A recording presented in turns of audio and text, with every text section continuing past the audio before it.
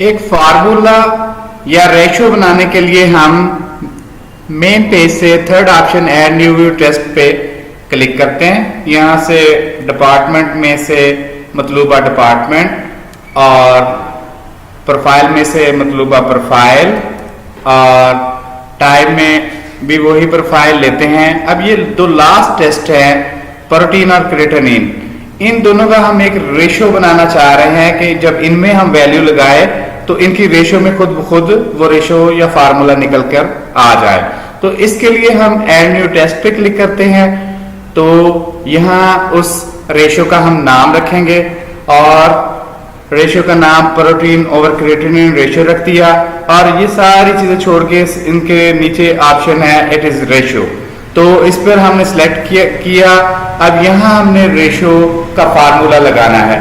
लगाने के लिए हमें वो टेस्ट चाहिए जो टेस्ट हमने जिनकी रेशियो बनानी है। तो सबसे पहले हमें प्रोटीन जो टेस्ट है वो सिलेक्ट करना है कि उसका क्या है कोड।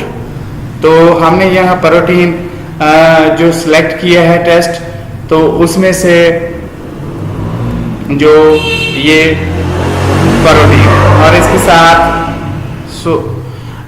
टी भी लिखा हुआ है। उसके बाद आएगा हमारा ओवर का साइन और फिर जो हमने दोबारा क्रेटिनिन जो है इस चीज को हमने करना है सर्च।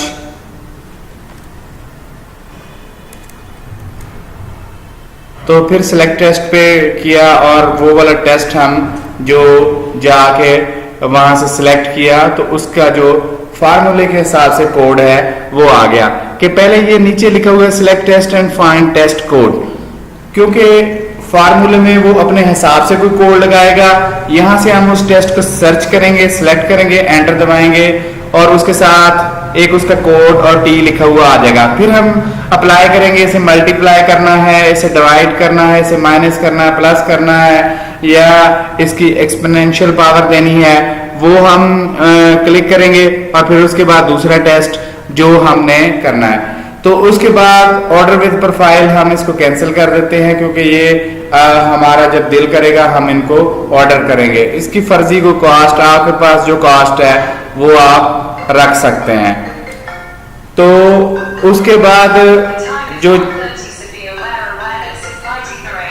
बाद सैंपल आप दे सकते हैं और जो आपका इसका रिटर्न टाइम है वो आप दे सकते हैं कि उसके हिसाब से आपके जो है जब आप ऑर्डर करें तो आपकी पेमेंट स्लिप जो पेशेंट को देनी है उस पर आए। तो ये इस तरह एक फार्मूला हमने डिफाइन करने का तरीका आपको बताया। तो अब हम इस टेस्ट को जाके दोबारा उसमें देखें कि एक नया टेस्ट ऐड हो चुका है प्रोटीन ओवर क्रेटिनिन रेशियो, जो हमने उसका नाम रखा था। जब भी हम ऑर्डर में रिजल्ट लगाएंगे तो ये वाले दो टेस्ट की जब रिजल्ट लगाएंगे तो वो प्रोटीन के ऊपर क्रेटिनिन को डिवाइड करके इसमें रिजल्ट खुद ब खुद लगा देगा।